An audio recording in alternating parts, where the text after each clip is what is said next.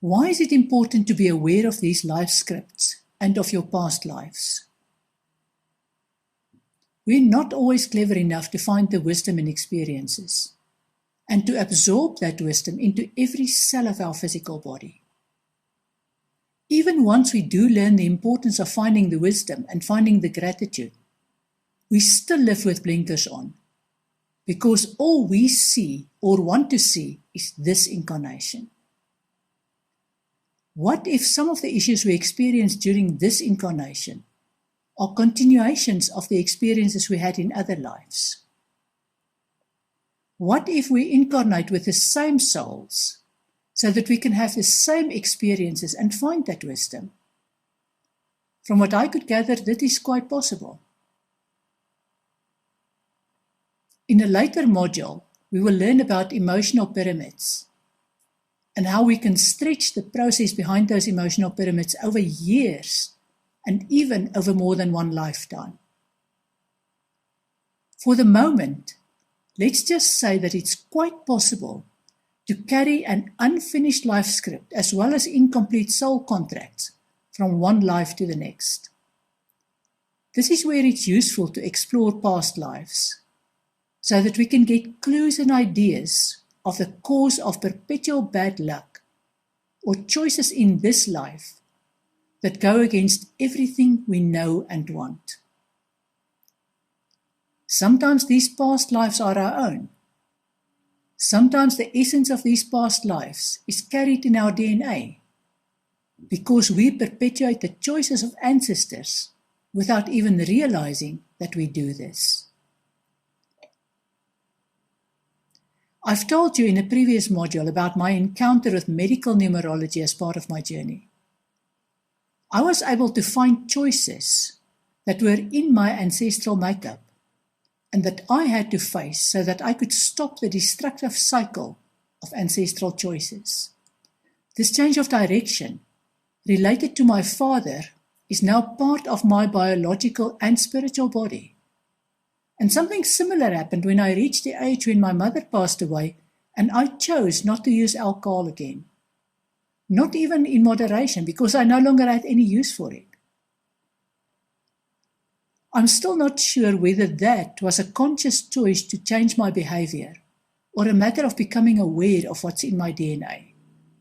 I simply woke up one morning and realized that I would never use alcohol again.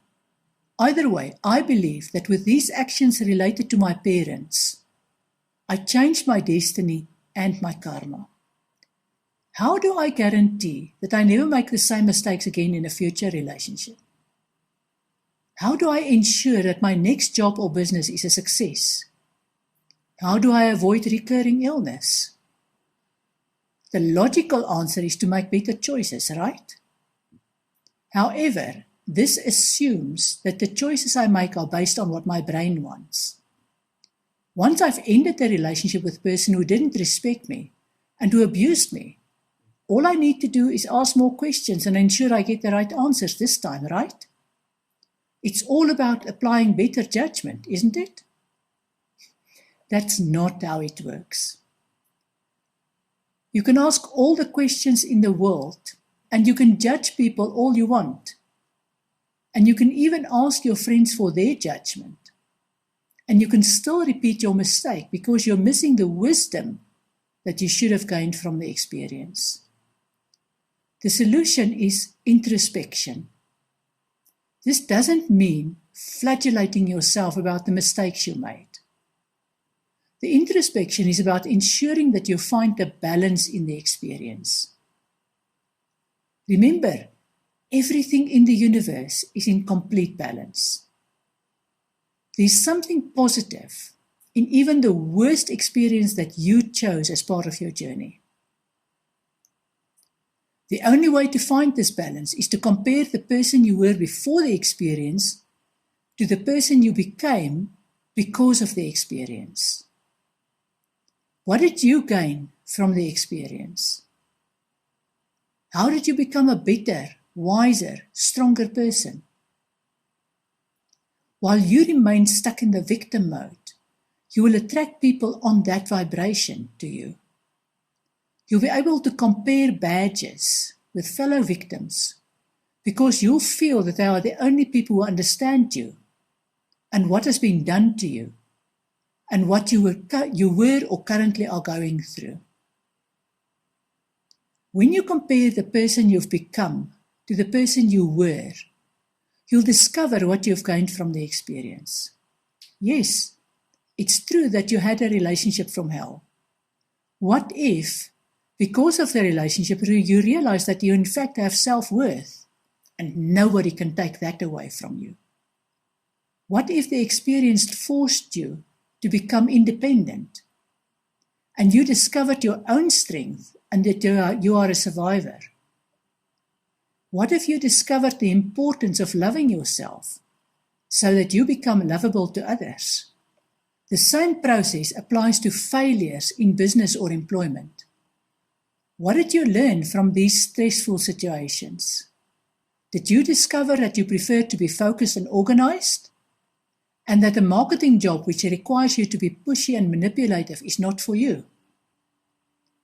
Did you realize that you should have listened to your gut feel and walked away from the offer, even if the offer was the only one at the time? How does this process apply to health issues? Did your ill health make you understand the link between a healthy body and spirit?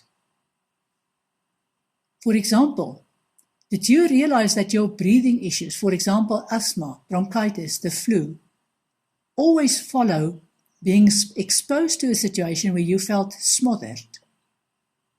Did you discover that your ulcer plays up when you are in situations that you cannot stomach? Or did you simply finally learn that you need to look after your immune system all the time, and not just when you feel ill or when you are recovering from illness? If you want to avoid repeating bad experiences, then you need to stop, take time out, and find the good that came from the experience. And the good never relates to, for example, how much money you made from the experience or what revenge you got. The lasting benefit from any unpleasant experience is what wisdom you've gained from the experience about yourself.